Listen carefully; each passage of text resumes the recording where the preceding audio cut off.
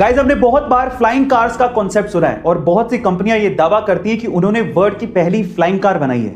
लेकिन हकीकत में इतिहास में पहली बार किसी कार ने दो सिटीज के बीच में उड़ान भरी है। जी हां गाइस, ये कारनामा हुआ है यूरोप के स्लोवाकिया में, जहां पर BMW इंजन वाली एक कार ने वाकई में स्लोवाकिया के दो सिटीज के एयरपोर्ट्स के बीच में उड़ान भरी और लगभग 35 मिनट हवा में रहने के बाद उन दो सिटीज के बीच की 80 किलोमीटर की दूरी को तय किया और लैंड होने के बाद वो नॉर्मल स्पोर्ट्स कार में कन्वर्ट हो गई।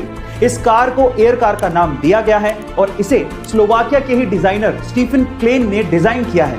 मजे की बात यह है कि इस कार को एक्चुअली नॉर्मल पेट्रोल पंप के फ्यूल से उड़ाया गया था और चलाया भी गया था।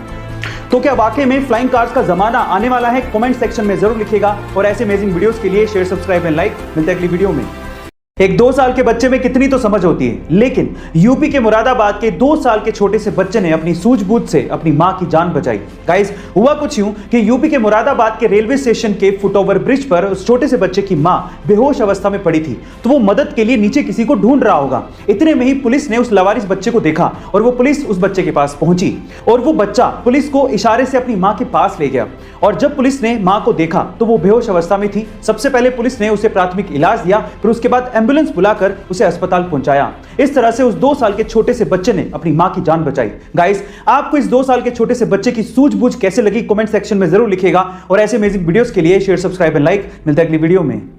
यूक्रेन की एक बच्ची जिसकी उम्र मात्र 10 साल थी, लेकिन एक बीमारी की वजह से उसका शरीर 80 साल के बुजुर्ग के जैसे दिखने लगा था। इस बीमारी का नाम है प्रोजेरिया।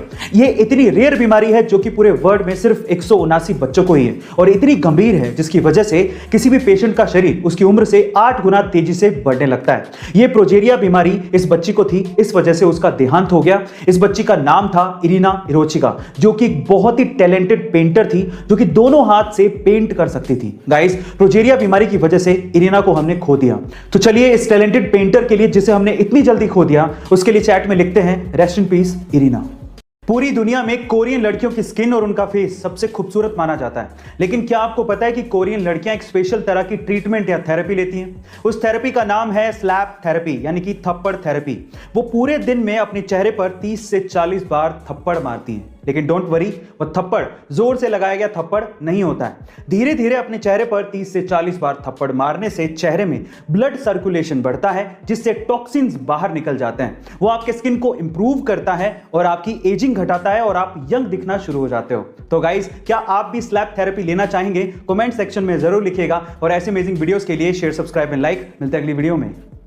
इंडिया एक डेमोक्रेटिक कंट्री है और यहां पर कोई आम आदमी भी उम्मीदवार बन सकता है और चुनाव लड़ सकता है।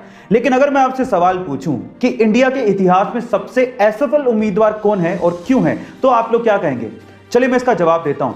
इंडिया के इतिहास में सबसे असफल उम्मीदवार तमिलनाडु के डॉक्टर के पद्मराजन हैं, जिन्होंने अब तक लगभग 199 चुनाव लड़े हैं, जिसमें स्थानीय चुनाव से लेके लोकसभा चुनाव तक शामिल हैं, लेकिन वो सभी चुनाव हारे हैं। इनफैक्ट एक बार तो वो राष्ट्रपति चुनाव भी लड़े थे, लेकिन उसमें भी वो हार गए थे। इसलिए उन्हें इंडिया का सबसे असफल उम्मीदवार कहा जाता है। गाइस, आपको ये फैक्ट जान के कैसा लगा? कमेंट सेक्शन में जरूर लिखिएगा और ऐसे अमेजिंग वीडियोस के लिए शेयर, सब्सक्राइब एंड लाइक। मिलते हैं अगली वीडियो में।